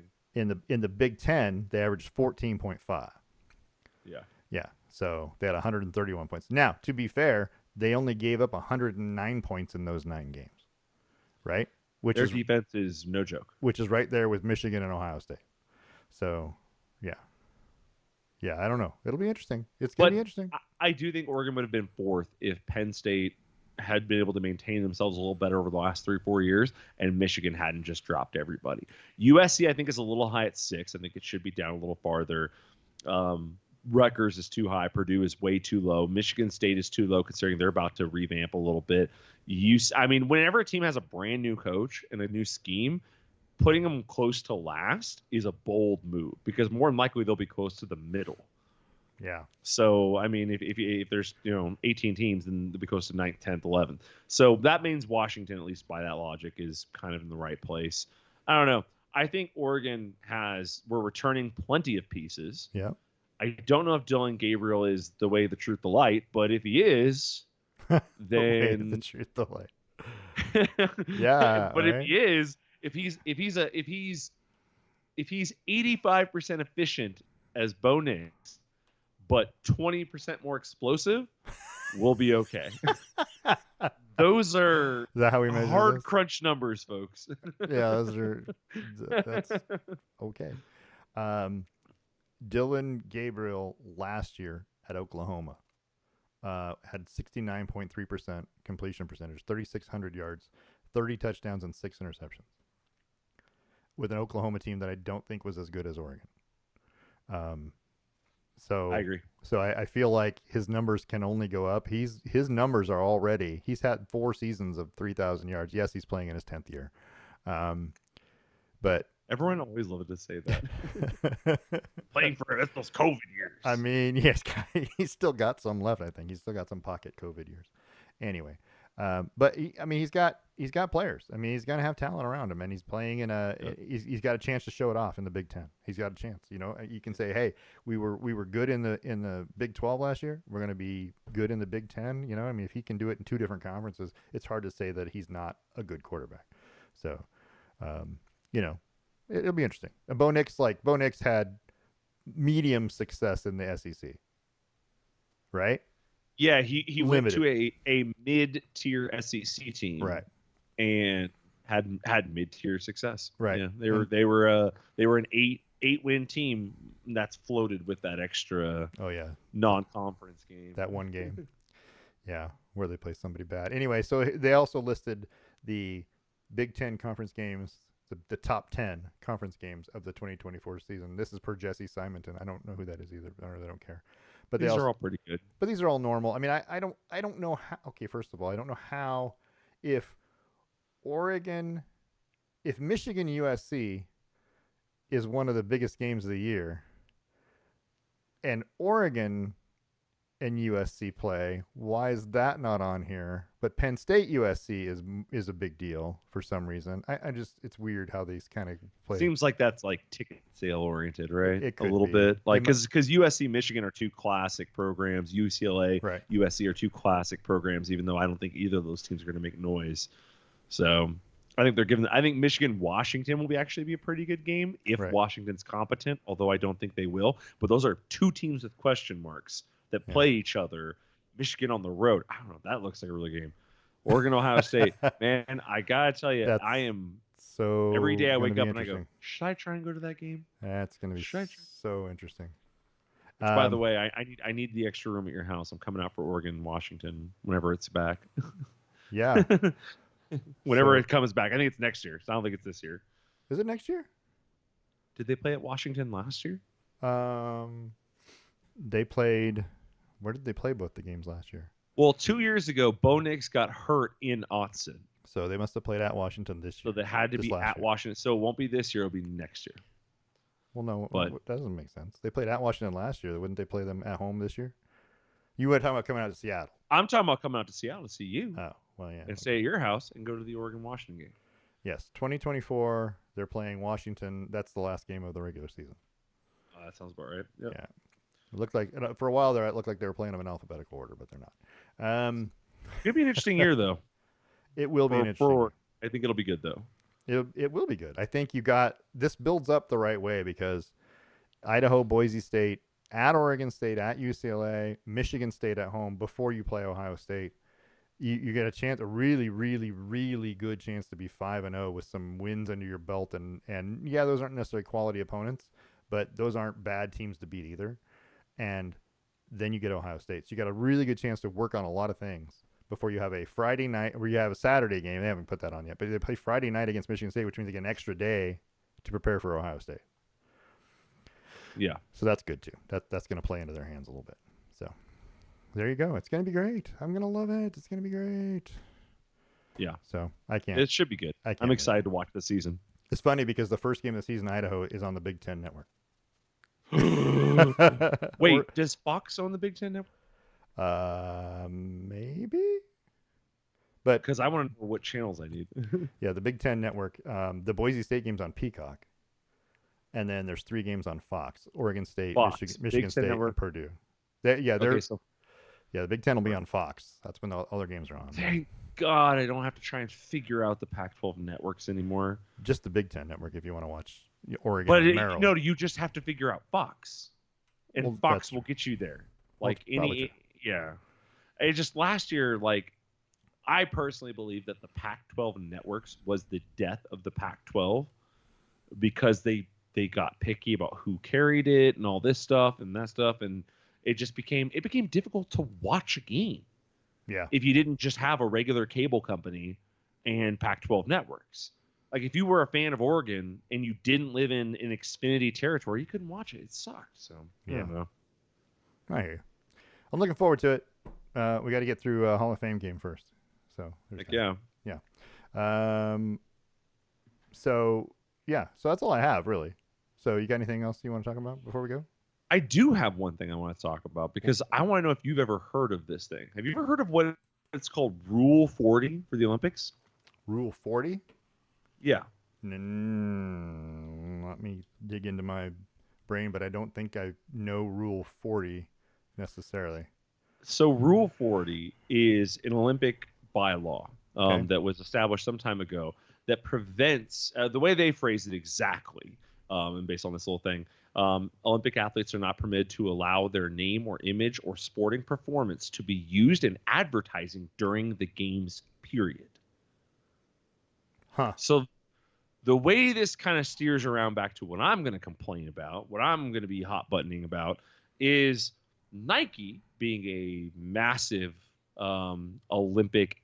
I mean, we support we have the U.S. basketball team, right? All Olympic teams are Nike sportswear, not necessarily their leisure wear. Their leisure wear is a couple other brands and things like that. I think it's Ralph Lauren or something like that. And then we have Nike athletes: Kevin Durant, LeBron James, Devin Booker, to name a few. So the rules that are down to me working for Nike are that we are not allowed to mention certain things, talk about certain things while we're working for Nike. So a great example is, let's say somebody chats in and says, hey, I'm looking for that LeBron Team USA jersey. Right. And I say, okay, here it is. I can't say, here is that LeBron Team USA jersey. I can't even say, here is that LeBron jersey in reference to the jersey that is Team USA. I have to say something like, here it is. And then they go, oh, great, thank you. Did you see that game last night? LeBron had 50 points. I can't talk about it at all. I can't mention it. I can't cover it. I can't go, yeah, it was good. That's too much. I literally have to be like, either no or just try and shift the conversation. I'm not allowed to speak about the Olympics. I'm allowed to use the word Olympics. I'm not allowed to mention our athletes by name as it directly relates to the Olympics. I'm not allowed to do anything like that. It's a crazy concept. Well, okay. And granted, It's designed to protect amateurism, and it's designed to protect unfair advantages in terms of like revenue, but the and it's a global rule. right. So I get that. And the Olympics was supposed to be an amateur event anyway. The whole thing is supposed to be amateur. It's not supposed The to be whole professional. Team USA making like half $1 billion in salary. It's crazy. Yeah, the fact that they've expanded it out, there had to be, what I'm guessing was some sort of payoff. Like the NBA said, hey, It had to be a talent deficit. They had to be looking at this going, why can't we get LeBron? We can get Jeffrey from a different city. Well, they started like that. It's not the same. Like I said, they started that in '92. So there had to be something somewhere that said, "Hey, we're not getting the best. You're not getting the best players, which you aren't. You're not getting the best players in the world. But you still have rules like in soccer. You're only allowed to have certain amount of professional players. They got to be, or they got to be under 20 or whatever. You know what I mean? There's rules regarding who can be on the Olympic soccer team. There's rules regarding, a lot of stuff, and so amateurism and just in general, which is, it was all designed to be amateur athletes to begin with. So I get it why there's still issues, and not every country's going to be able to. Not every country's got a Nike sponsorship or a person. But do you know how hard it is for me to talk about? Because I had this meeting and they're like, oh, you still need to show enthusiasm for the events without mentioning the events or the people in the events. You can mention the event. You just can't mention what happened in the event. I can't mention the event. I can't mention like, oh, last night there was a Team USA basketball. No, that's game. not what I mean. That is a point of fact. I can't even say that. What I'm saying is you can mention the event. Yes, basketball. Oh, well, I can mention an abstract concept, Tennis. but if I mention towards any event, so if somebody were to say, oh, did you see LeBron James had 60 points last night? I'd be like, yes, basketball is wonderful. Now, yes, basketball. Let me answer your next question. Like I can see, but like that's such a hard thing to do when we're simultaneously, right. And this is the kicker, launching products that are Olympic themed. It's fun. They're not called Olympic anything, but like Kevin Durant, LeBron James, they're all launching Olympic colorways that are obsidian, white, and university reds. All of them are the same colorways. But I can't mention that they're the Olympic colorways. There's literally a Kobe colorway coming out called the gold medal. And I can't mention gold medals because Rule 40 was established after Kobe last had that shoe drop and things like that. But it's called the Kobe 4 gold medal. And it's like, okay, well, yeah, those Kobe's are great. Like those non-basketball related Kobe's are great. Like I don't know. It's the hardest thing to do because I'm in this meeting today and this guy's telling me like what we can and can't say, and I'm like, I don't know how I'm going to speak to people if they ask the right questions. You're not. Like, can I just send them a link to Rule 40, like on the Paris Olympics website, and just say, sorry, here's the information you need to know about why I'm being vague. Take this, and try and disseminate that because it's a lot of verbiage. Like it's a good 20 pages on things you can and can't do and what's it called. But it's just so. It's just the weirdest thing. So Rule 40 of the Olympics, and my people might not have realized it, it's one of the craziest rules that exists out there for people who work in the industry that supports it. Right. So, that's my graph for that. Also, this weekend I shot really well in golf. Well, it's good. Yeah, I had a pretty good weekend. It wasn't bad. I got better each day. You also can't use imagery of Paris. You cannot. In your That's advertising. another thing. So like I the can Eiffel talk Tower. About, exactly. I can talk about Paris as an abstract. But not in relationship to sports. Not in relationship, no, to sports is fine. Well. Not in relationship to the Olympics. To the sports. So if somebody goes, man, Paris is such a cool city. It's like, oh, yeah, no, it's got the Eiffel Tower. It's got all that stuff. Like, yeah, I can't believe they're holding the games there this year. Hey, man, have you heard about this shoe? Like, I just got to change the topic, like, away from that because it's now entered territory of no. Right. Like there's better ways to do it, and I'm currently working on better ways to do it, but it's not a great way to do it Right. because there's going to be a lot of situations, and there's been situations already because it starts at a certain point. I want to say it's the 18th of July. So prior to that, I could mention the Olympics. Right. I could talk about them. I could talk about the athletes, but after that, it's like, nope, you're busted. Well, there's only 15 worldwide Olympic partners apparently, according to this. So you have to be one of those 15 before you can do what you want. Yikes! And you're definitely not Coca-Cola. Wait, but, we're not. No, but also there's in here is Airbnb. They're one of the worldwide Olympic partners, and I'm like, makes sense. Well, they hold them in different cities. I get it, but it just doesn't. They're not. That's a great partnership to get into. It is. Allianz, Deloitte, Samsung, Toyota, Panasonic, Procter and Gamble, Visa, Omega, Intel, Bridgestone. AB they have racing? AB InBev, which is Anheuser-Busch. Yeah. Alibaba and Atos. Those are your worldwide partners. Which they can do. They can do kind of weird. They can do whatever they want, but Nike can't use an image of a podium. They can't use an image of a gold medal. They can't use an image of Paris or the Eiffel Tower in promoting, and they can't use like Paris 2024 in any of their things. They can't use. Yep. Yes, I see all this, and I'm like. However, we are allowed to use, like, we sell Team USA basketball jerseys, right? So we are allowed to use imagery of athletes non-connected to the game, so they have to be doing some other stuff, and we're allowed to sell items that mention not the Olympics but Team USA because we're an official sponsor of Team USA and a couple other teams. So I can mention, I think I can mention Team USA, but I can't mention the Olympics. You can't which is hard to do to talk about Team USA, but not the Olympics. Right. It has to be kind of displaced, but I can't think of a scenario where you're talking about Team USA basketball that is displaced from the Olympics. Right. It's weird. I don't know. It's a weird. Yeah, it's a quirky thing that I think that people don't necessarily. I mean, you didn't know about it, and I learned about it this year. But how many Olympics do I work through Nike through? Right, like it doesn't happen that often. So, and I've never really paid attention to the advertising, but now I will. Now you'll see a lack of it. Right. Now I'll see. Well, there'll still be advertising. It just won't be like you think it will be.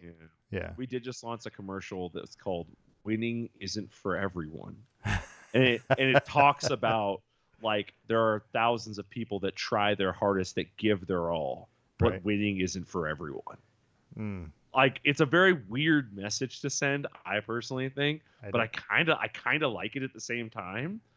I don't know. I'm literally on the fence about it. I'm like, oh, it's kind of neat. Like, yeah, not everyone can win. I get it, right? I feel like you're saying winning isn't the only thing, but winning isn't for everyone. Yeah, winning isn't for everyone. Everyone should be allowed to win at some point. Well, according to Nike, it doesn't. Sometimes it doesn't matter how hard you try. There's somebody else out there who's got the extra, whatever it is. Je ne sais quoi. You can't use French. That person is the winner. No, buzzed. Oh, we need a taboo buzzer because Mom would be right there with it. All right. Oh, interesting. Well, we'll have to see. I'll have to watch because it's starting next week. Yeah. And once it starts, we'll have to keep an eye on the advertising and see if I notice anything different about the advertising during the games. I think all the commercials for all the major brands are currently running, so I don't think you'll see different commercials. I feel like it should be like the Super Bowl. All the hot commercials should come out during the Olympics, right? But they're not going to. They should all be in French, too. We? Agreed? All right. Yeah. Anything else? No, that's all for me. All right. Well, that's all for me, too. Awesome. We'll do this next week. You know what we're going to talk about next week? Football. College football 25.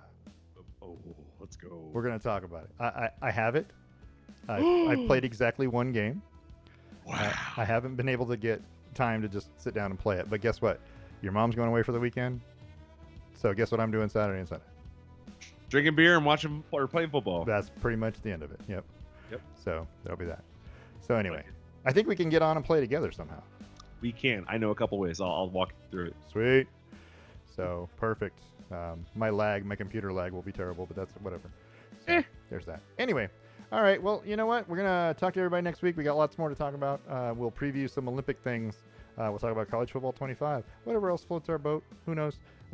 This has been a Brain Rock production, a division of Lonely Tree Media. I want to thank everybody for listening, and we'll see you next week.